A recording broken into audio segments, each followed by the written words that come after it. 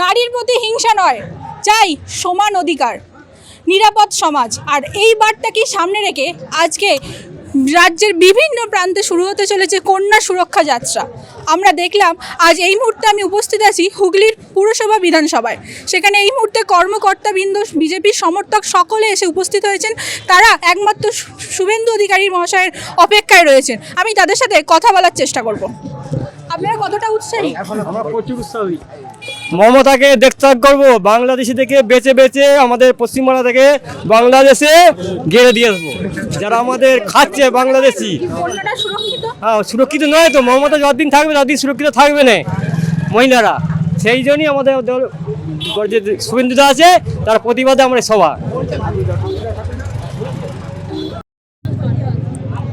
Operation সিঁদুরের পর operation Mahadev, আমরা ভারত একের পর এক পদক্ষেপ নিয়ে এগিয়ে যাচ্ছে। আর আমাদের এই রাজ্যের বেহাল অবস্থা, নারী সুরক্ষা কোথায়, কি বলবেন? নারীদের তো এই রাজ্যে কোনো সুরক্ষা নেই। দিনের পর দিন বাচ্চা থেকে আরম্ভ করে বয়স্ক পর্যন্ত রেপ হয়ে যাচ্ছে। ওরা 3 বছরের শিশু থেকে মানে শুরু করছে, আর মোটামুটি 60 বছর বয়স্ক মানে যারা মহিলা আছে তাদেরকে পর্যন্ত রেপ করছে। এটা তৃণমূলের দ্বারাই সম্ভব এবং দিদির দ্বারাই সম্ভব। এবং দিদির উস্কানিমূলক এটা হচ্ছে বার্তা, যে যারা বিজেপি করে তাদেরকে দেখে দেখে, বা যারা মানে হিন্দু সমাজ যাদের মাথায় সিঁদুর আছে তাদেরকেই মারা হচ্ছে, বা তাদের উপরেই নারী নির্যাতন করা হচ্ছে। আজ বিরোধী দলনেতা আপনাদের এখানে মহা মিছিল করবেন কন্যা সুরক্ষা যাত্রা নিয়ে। আপনারা কতটা উৎসাহী, কি বার্তা শুনতে চাইছেন তার কাছ থেকে? আমাদের দাদা শুভেন্দুদা সবসময় খুব ভালো বার্তা দেয় এবং মানে নারী সুরক্ষা, নারীদের যে সুরক্ষার জন্যই আজকে মেদিনীপুর থেকে আসছেন এবং আমাদের বিরোধী দলনেতা শুভেন্দু অধিকারী মহাশয় এখানে আসবেন, এসে ভালো বার্তা দেবেন এবং মহিলাদের সুরক্ষার জন্য যেটা করার সেটা করবে।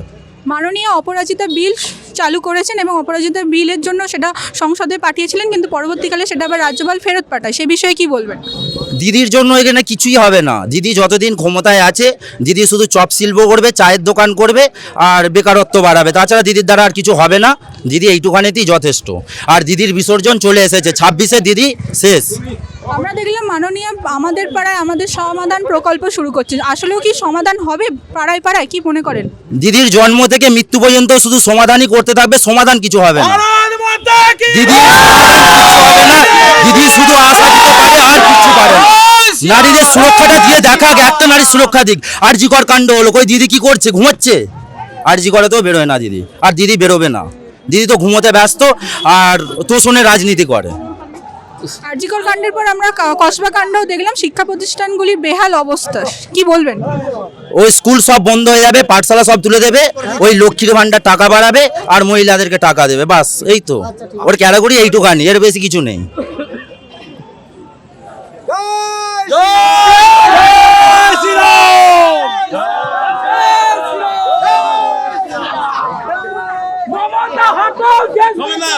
খবরটা আমার পাঠাবে।